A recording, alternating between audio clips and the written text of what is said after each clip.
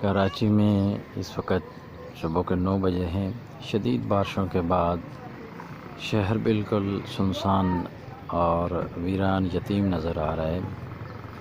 اور بارش اللہ تعالیٰ کی رحمت ہوتی ہے، لیکن جس حساب سے کراچی میں بارش اوور فلو ہوئی ہے، نالے جو ہے جس طرح دریا بن گئے،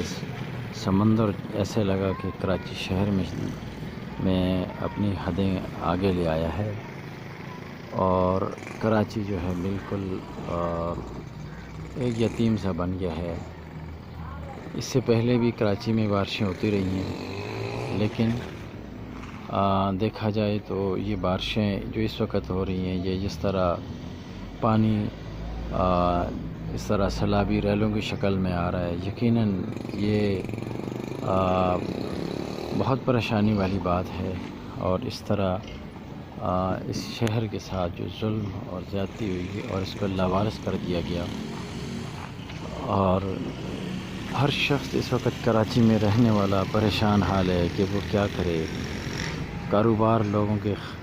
خراب ہو گئے، غرق ہو گئے، پوری مارکیٹوں کے اندر کروڑوں روپے کا مال جو ہے پانی کی نظر ہو گیا۔ ایک ریڑھی والے سے لے کر ایک کارخانے تک سب جو ہے اس پریشانی